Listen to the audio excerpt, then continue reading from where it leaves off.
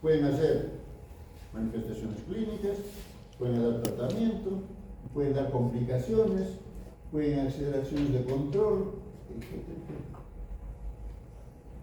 El ciclo de vida de un parásito es como el reloj de ustedes que tienen la muñeca. Empiezan a las 12 las 2 muñecillas y el minuto es que van a la vuelta y terminan a las 12.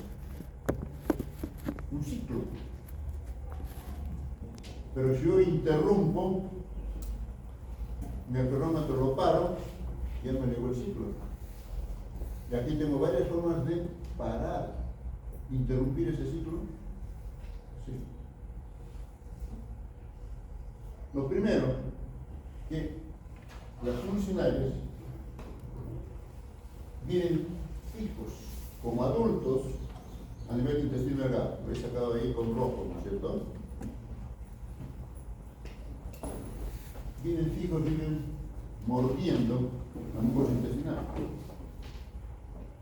Por lo tanto, estos gusanos, estos sermitos, van a tener que, se van a alimentar de sangre, van a destruir la mucosa. Ya van a estar ustedes pensando, ¿no es cierto?, pérdida de sangre. Los gusanos no están fijos permanentemente en un sitio. Tendrán que movilizarse, por lo tanto habrá sangrado. Y si es afecciones en preescolares, escolares o adultos en zonas tropicales de selva donde no hay saneamiento ambiental, donde la alimentación calórico-proteica es baja también, ya están pensando en un cuadro sistémico posterior, ¿no es cierto? ¿De qué se referiría? Anemia. Es decir, que los funcionarios van a ser causantes de anemias. Los adultos van a aportar huevos a nivel del intestino donde están viviendo. Esos huevos van a salir a arrastrar por las heces y salir al medio ambiente. En este esquema, ustedes tienen un esquema en las vías que tiene una imagen del hombre, una línea horizontal y se va por el medio ambiente. Es decir, que estos huevos que caen al suelo, arcilloso, sombra, humedad, temperatura favorable, desarrolla una larva en el interior. Pero, en este caso, a diferencia de Trichurus y de Ácaris, la larva va a eclosionar en el suelo. Va a salir una larva rhabditoide o una larva 1 que va a tener necesidad de movilizarse, de alimentarse en el suelo de restos orgánicos. Esa larva va a pasar a la larva 2, rhabditoide,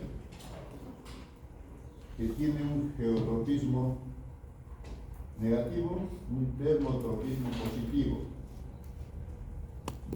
Geotropismo negativo significa que va a estar en la superficie de la Tierra. El termopositivo sería al centro de la Tierra. Tiene geotropismo negativo, es decir, va a estar movilizándose para ocultarse de los rayos solares intensos. Va a estar en una capa superficial de la Tierra, bajo los parásitos, alimentándose, moviéndose. Son elementos vivos.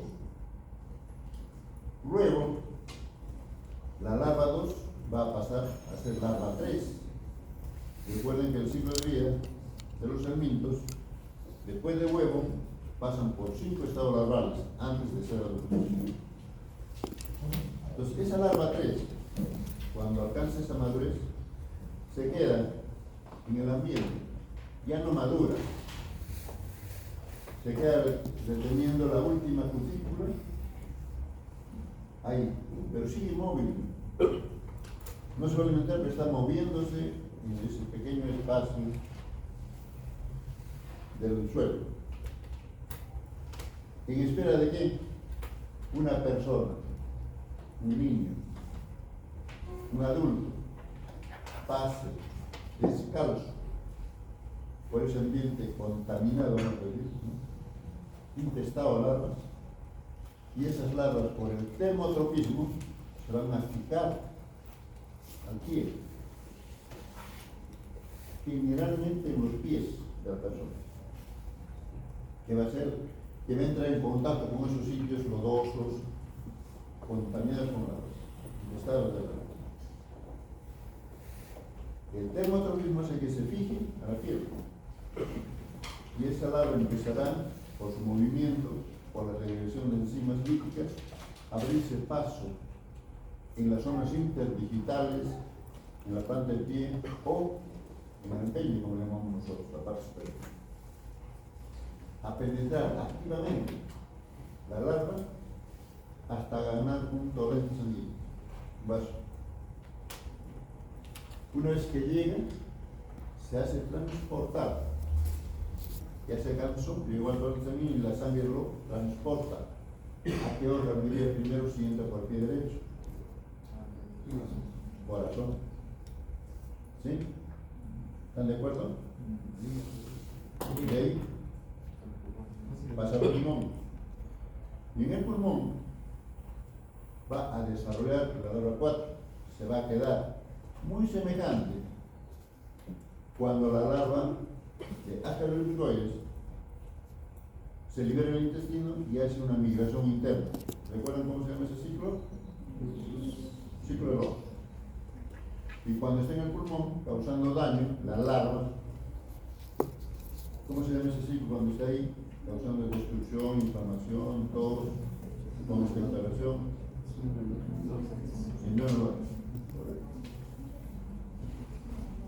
Pero ese daño a nivel pulmonar, ese ciclo está en relación al número de larvas que estén llegando al pulmón. ¿De acuerdo? Pero cuando esté en el pulmón, no se queda ahí, ¿cierto? Va a tener que ascender a la bronquial, llegar a la tráquea y ser deglutidos. Pasan por el esófago, estómago, intestino delgado. Y ahí va a madurar, ¿no es cierto?, hacia adultos, machos y hembras. Y termina el ciclo. El ciclo de vida ustedes pueden empezar por el ingreso de la larva 3 a nivel de piel, o pueden empezar con los adultos a nivel intestinal, de tal forma que cierren el ciclo cuando se forman los adultos. Por ahora es un ciclo vicioso.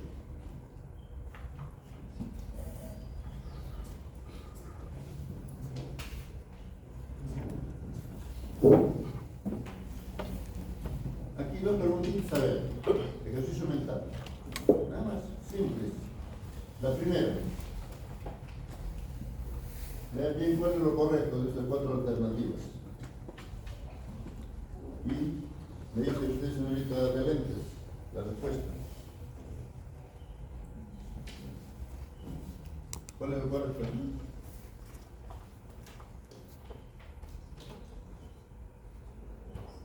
¿Usted?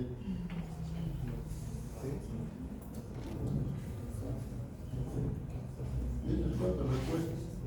En relación a la morfología solamente. La C. Aquí.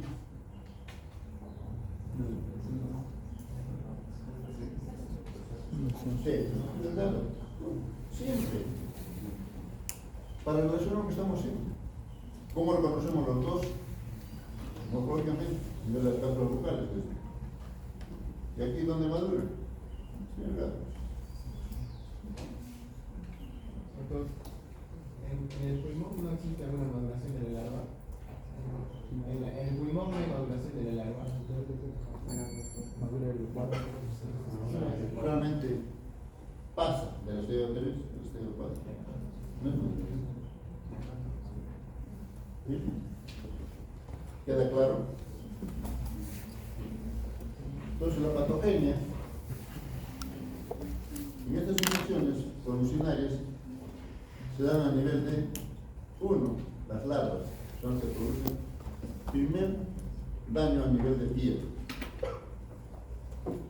¿De acuerdo? Las larvas necatoamericanos que ingresan por piel, 100% de infecciones. En caso de ancilostoma, el 10%, del 5 al 10%. Al ingresar por piel va a pasar esas imágenes serpenteantes, ¿no?, bajo la piel, muy notorias, por encima del empeño. Las larvas están migrando hasta agarrar un torrente sanguíneo. Luego, cuando ya los adultos están a nivel intestinal, es diferente. Los adultos ya en el intestino van a causar destrucción de mucosa, van a morder, van a causar, por su potente esófago, van a sustraer sangre. Y ve que los dos gusanos utilicen la misma cantidad de sangre en su alimentación. Se habla en necatoamericanos de 0,1 a 0,5 ml, 0,005 ml de sangre. Mientras que ancilostoma de 0,1 a 0,3, 0,4. Es decir, más sangre requiere ancilostoma que necatoma. Entonces las anemias van a estar en relación a la cantidad de gusanos de mitos que va a tener el paciente. Por eso, la anemia es un desencadenante. En las zonas tropicales hay pacientes que ingresan a los hospitales con una, vamos a decir, anemia o una hemorragia interna a nivel del duodeno, del yeyuno, pero no sale sangre en las heces. Las heces se transforman o se tornan melánicas, la melena, es decir, sale heces oscuras. Y en laboratorio eso se diagnostica mediante pruebas bioquímicas, sangre oculta en heces. Mientras que los pinchuris sí daba un cuadro disentérico, en donde se observa sangre fresca, ¿no es cierto?, rojiza. Aquí no, porque la hemorragia va a ser en el tubo digestivo en la parte alta, entonces va a pasar todo el sistema digestivo para salir al final. La patogenia tiene que estar en relación a veces con el mecanismo de defensa de los peleos, por inmunotolerancia. Cuando el sistema inmune, ¿no es cierto?, ya no va a reaccionar contra las agresiones del parásito, va a tolerar la presencia del mismo. Porque los parásitos tienen una evasión de camuflaje, vamos a decir, contra los sistemas de defensa orgánica.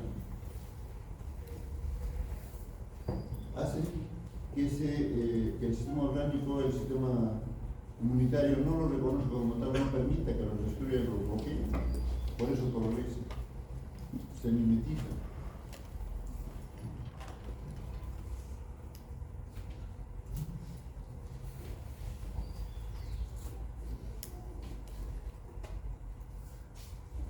Todo el pasaje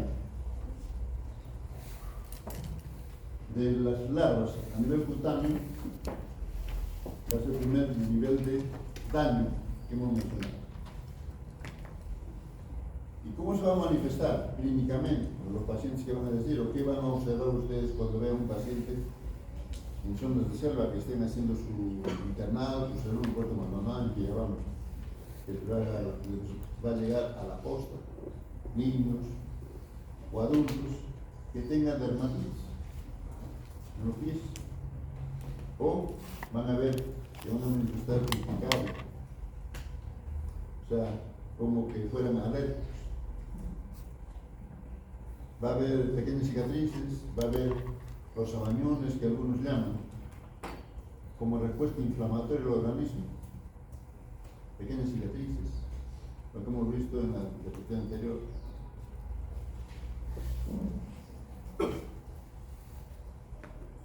En la fase pulmonar, muy parecido el daño a la manifestación que condiciona Ascaris. Se va a dar una neumonitis eosinofílica, porque las larvas que van a llegar al pulmón van a destruir los alveolos pulmonares, ¿no es cierto? Mientras más número de larvas llegan al pulmón, entonces ese daño va a ser mayor. Y la neumonitis va a tener un proceso de tos, de dolor torácico. Puede haber pequeños espacios o, digamos, espasmos febriles, no permanentemente. Puede presentarse expectoración o no. Todo dependerá del nivel de daño, de la cantidad de parásitos que estén migrando por el pulmón. Si es uno o dos, casi va a pasar como si fuera un pequeño proceso resfriado, asmático, en las ondas de celo. Lógicamente, estos procesos a nivel pulmonar serán más evidentes en pacientes que no son de la zona, que ahora no son autóctonos de la selva. ¿Por qué razón será eso? O sea, nosotros vamos a entrar en contacto con esos antígenos, de repente se ve exacerbado nuestro sistema. Va a ser más evidente el proceso neumónico. Mientras los que son naturales no manifiestan mucho esos síntomas pulmonares. ¿Debido a qué será? La memoria inmunológica, dice Freud, ¿no es cierto? Los pacientes ahí, o sea, los autóctonos de esas zonas selváticas, en algún momento de su vida se han tenido que infectar. Entonces queda una memoria inmunológica. Entonces cuando llegan esos nuevos antígenos, hay reconocimiento y hay bloqueo. Para los pacientes que no están sometidos, ahí los que no son de esa zona, sí va a ser más evidente ese cuadro inmunológico. Ya cuando los helmintos llegan, ¿no es cierto?, a nivel intestinal, a formarse los adultos,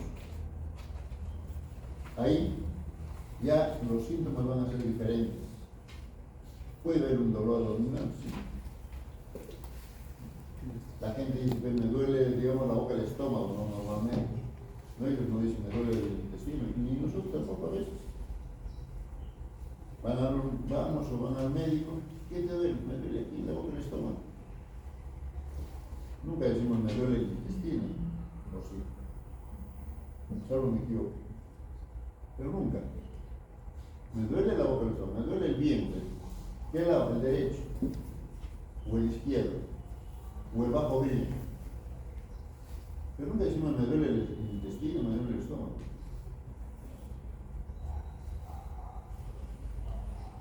Molestias abdominales tienen que haber, definitivamente se presentan, también dependiendo del número de parásitos. En algunos casos, en algunos textos dice que puede haber un proceso de malabsorción de alimentos, puede haber un cuadro diarreico. Puede ser posible. A nivel intestinal va a depender del número de parásitos. Nosotros, la hemorragia aguda gastrointestinal casi no la vemos, o los médicos no la vemos. Pasa desapercibida. Hay casos clínicos en donde los pacientes han llegado al hospital por otra razón, les han ido a hacer una endoscopía y han encontrado flujo hemorrágico. Han encontrado los parásitos. Hay un caso clínico que les voy a dar al final ahí, al que busquen una revista del dato, de un lactante, 4 meses. Para que los análisis se les pueda dar el dato. Que va al hospital o a la posta con heces con melánicas, oscuras, cafés, negruzcas. puede haber esteatorrea. ¿Sí? La esteatorrea solamente es la presencia de grasas en heces. No dientería. Dientería es la presencia de alimentos semidigeridos. Esteatorrea sí, porque puede haber dificultad en la elevación de las enzimas para que haya el desdoblamiento de las grasas. En pacientes puede haber la distensión abdominal. Ya en unas clases pasadas se han presentado en las dos parásitos anteriores que la distensión abdominal es evidente en zonas de pacientes, comillas, desnutridos en la célula.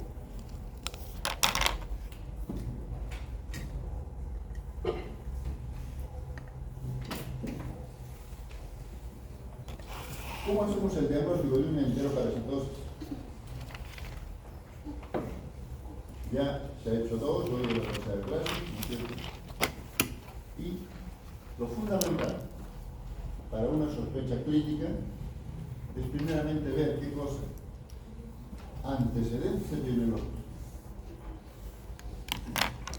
¿De dónde viene la persona? Si es de zona urbana, periurbana, o de las instancias, en esas zonas de selva. O igual aquí en Arequipa, zona urbana, periurbana, nuestros polojones, o más lejos. Vamos a decir que viene de Porobaya, de la zona alta del Sarcato, de Poxi, pequeña, o por la zona norte, ¿no? Más allá de Samaco, la indicación Pampa, o vienen de, digamos, de Tojapampa, ¿no? Ya saliendo a Chivay. Zonas donde no hay cemento ambiental, zonas alejadas. Aparte de ello, ¿no? Su procedencia de esas zonas, su actividad, aparte lógicamente de la y eso que tiene que ser la anamnesis, ¿no es cierto? ¿A qué se dedican? De repente son agricultores, y generalmente todos los agricultores caminan descalzos. Algunos de ustedes tendrán familias de repente, agricultores, o van a la chacra y no van a ir a regar pues, con zapatos. Se quitan los zapatos, entran descalzos o van con zapatillas, con chancletas, con las ojotas, llamo yo los yanquis, ¿no? Así de pelo.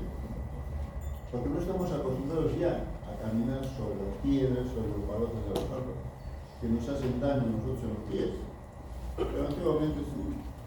Yo he trabajado también con los de chacra, entonces sé qué es eso. Nunca vamos a entrar con zapatillas Nike, duros, o zapatos de vestir. Entramos con zapatilla vieja, con chancletas, con unas ojotas, como les digo, pantalones nuevos porque hay que regar la chacra. Es una actividad que favorecerá la presencia de geolmiquias que ingresan por aquí. Luego, otro antecedente será la presencia de diarrea, de dolor, de molestias, ¿no es cierto?, intestinales abdominales. O de repente les han hecho un estudio y le han sacado hemograma y tiene hemoglobina baja, tiene anemia. Hay una serie de antecedentes epidemiológicos clínicos que van a permitir a ustedes, cuando tengan esos puestos de salud, sospechar clínicamente de una parasitosis intestinal. En este caso, por la presencia de anemia, mucilareasis, ¿no es cierto?, centuriasis, tal vez. Entonces, ¿qué se pide en esos momentos? Exámenes de laboratorio, auxiliares, ¿no es cierto? Principalmente en los geoelmintos, contra el estigma intestinal, el diagnóstico se ha de hacer mediante examen de heces. Y el examen de heces puede ser directo, cualitativo o cuantitativo. Cualitativo, solamente para ver la presencia o ausencia de estadio parasitario. Pero tiene su ventaja y desventaja también. Es que han visto de primera clase, ¿no? Todos hemos hecho un método de diagnóstico. Entonces hay unas ventajas y hay desventajas en el método directo. Una desventaja es que se utiliza una pequeña cantidad de muestra. Una gota de esas. Como digo, una gota de mis lágrimas en el largo tiempo es nada. O en el mar peor. El mar más salado que yo. Una desventaja es utilizar una pequeña muestra. Lógicamente que una ventaja mayor será utilizar mayor cantidad de muestra. Y para utilizar una mayor cantidad de muestra lo que hacemos es un método ya estandarizado a nivel nacional e internacional. Un método de telemodificado. Son técnicas de diagnóstico ya establecidas a nivel internacional y nacional. Directo al fresco tiene su ventaja cuando queremos ver nosotros elementos móviles, frescos, 30 minutos de evacuar la muestra al laboratorio. Y ahí sí podríamos ver elementos, es decir, la muestra de heces llevada sin fijadores, podemos ver elementos móviles. Pero si ya le colocan un fijador, como en la solución por Monsal, por ejemplo, fijador conservador, ya las estructuras que salieron vivas van a morir. Pero sí podríamos verlas por concentración. Podemos hacer flotación. Pero hay métodos cuantitativos, como que vamos a utilizar una determinada cantidad de muestra. El Stone es una cantidad de muestra que se envasa en 60 ml de resolución. Pero en la clase anterior escuché que se hablaba de CATOCAS. El CATOCAS se utiliza una cantidad pequeña micro, 50 microgramos de heces. Es un dispositivo especial de la OMS estandarizado. Y aquí lo hemos aplicado varias veces en proyectos de investigación que se ha ido a la selva. Pero esa cantidad pequeña se distribuye en una placa de portoquetos más o menos el doble de lo normal, que es de 7 por 2, 14 por 5. Se coloca una vez que se distribuye uniformemente ahí, una película, vamos a decir, no la medida, sino un minifan, y le viven ver marquita para que proteja, y se coloca una cámara de luz, y luego se cuenta todos los huevos que encontremos ahí, para sacar intensidad de infecciones por CATOCAS, totalmente. Pero si nosotros queremos ver en una zona de selva, encontramos, vamos a decir, 60% de niños infectados por mucinares, huevos como visto que no podemos decir que pertenezcan al cato o al xilostoma. Hay un método especial que va a permitir diagnosticar mediante la observación de las larvas 3, un número de cultivo llamado Arara Mori o Sasá.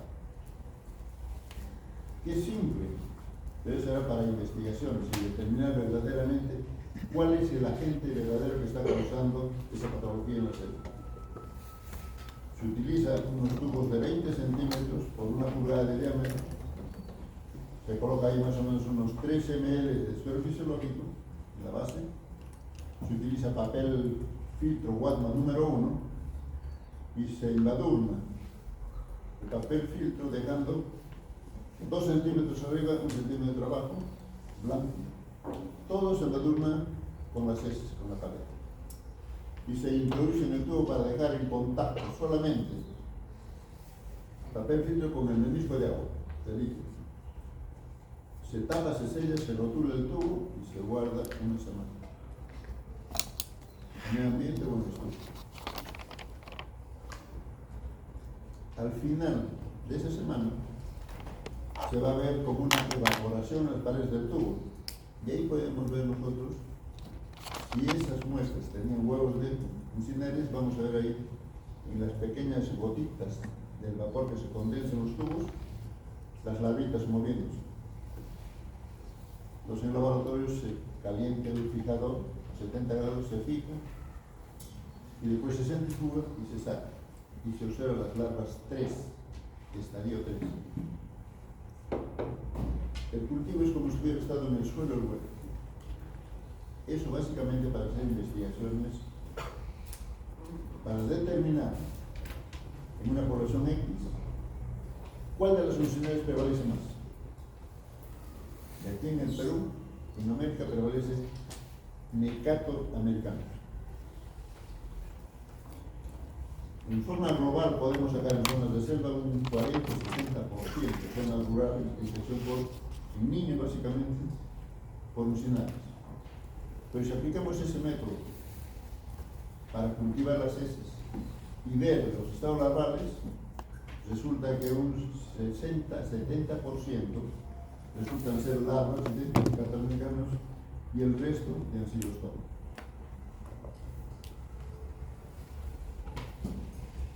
También ese método sirve para ver la maduración de las larvas gravitoides, tronquiloides temporales. Y eso va a ser otro motivo, otro punto.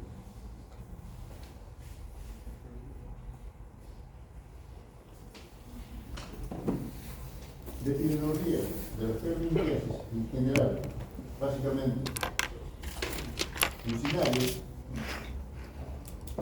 afecta a grandes zonas o áreas climáticas, como son los húmedos, cálidos. En el Perú, desde luego en México vemos esto, la Patagonia, ¿sí? Aquí falta que actualicen aquí, porque aquí en Oceanía también hay distribución de hormigas, de uncinales. Y ocurre básicamente en áreas tropicales, no es ambiente ambiental. La higiene de personas también es deficiente. Y podríamos hablar de higiene personal e higiene de alimentos también.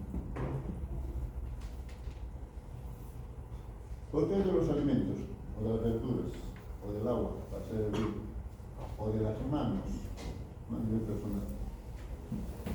Porque hay muchos parásitos, como ascaris, como trichuris, que el principal vehículo es la mano, propio del hombre. El agua de bebida. No puede ser, como ahora están viviendo, en televisión ustedes, ¿no es cierto? Para nadie es extraño que la zona norte del país, las inundaciones han colapsado los sistemas de agua de desagüe y están en las calles, en las avenidas, pozos de agua, están en criaderos que nos están denunciando de mosquitos, puede haber epidemias, ellos dicen, por la transmisión de mosquitos, pero lo más importante es tratar de en ese momento, por falta de agua potable, en Piura, en Tumbes, que acabo de ver las noticias, están tomando agua de las lluvias, porque no pueden recoger de los ríos, porque han reventado las alcantarillas y el agua está contaminada con heces. Entonces no pueden sacar. Entonces la gente dice, estamos juntando agua de lluvia para beber. No hay agua potable.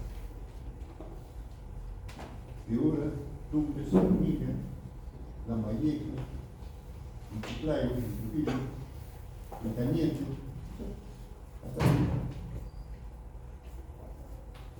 Entonces, cuando hay un colapso de esa naturaleza, entonces el agua del río no es seguro que lo tome. Ni tampoco cuando no haya avenidas, ¿no es cierto? Porque siempre hay desfogue de los sistemas de alcantarilla a los ríos. Y el río viene contaminado. Entonces siempre se recomienda agua potable. Y de las verduras. En muchas zonas geográficas de América, del Perú mismo, las heces humanas se utilizan como abono o fertilizante para cultivos vegetales de tallo corto. Pueden ser lechugas, apios, coles, puede decir beterragas, zanahorias, cebollas, porros, acelgas. Y dentro de ellas hay muchas que se consumen crudas. Son vehículos que nos llevan no solamente parásitos, sino interbacterias también. Y eso se ha visto. Cuando hemos viajado a la zona de Sierra, hemos ido N veces a la zona norte, San Ignacio, Jaén, zonas tropicales de nuestro país, en Cajamarca, en Tarapoto, las zonas, no de la ciudad propia, sino periféricas, ahí no hay alcantarillas, ahí se defeca a campo abierto, y eso es contaminación ambiental. En Lima hay un gran sector que cultiva verduras, beterragas, repollos, ¿no? Que la beterraga con abonada con heces humanas o aguas residuales salen de este pueblo. Aquí en Arequipa también, pero que son regadas solamente con agua del río. Y aquí la gente que vende conoce de dónde les llevan esas verduras, esos tubérculos. Uno va a la Lima y dice, ¿de dónde es esta beterraga? Chipinilla. Voy al otro puestito y veo unas beterragas y dice, ¿dónde es esto? Carmen Alto. ¿Se orientan ustedes Carmen Alto? En la caída del puente del Cien hacia arriba, Chipinilla acá. La diferencia está aquí, pero nosotros no hacemos caso a eso. Muchas veces compramos el beterraga, las pelamos o las lavamos y las traemos para comer crudo, para no alterar su composición vitamínica. Y eso puede llevar deficiente higiene de alimentos. La higiene no solamente es corporal, también los alimentos. Y en Ascaris, en Ancilostoma, mucho tiene que ver los alimentos de tal forma.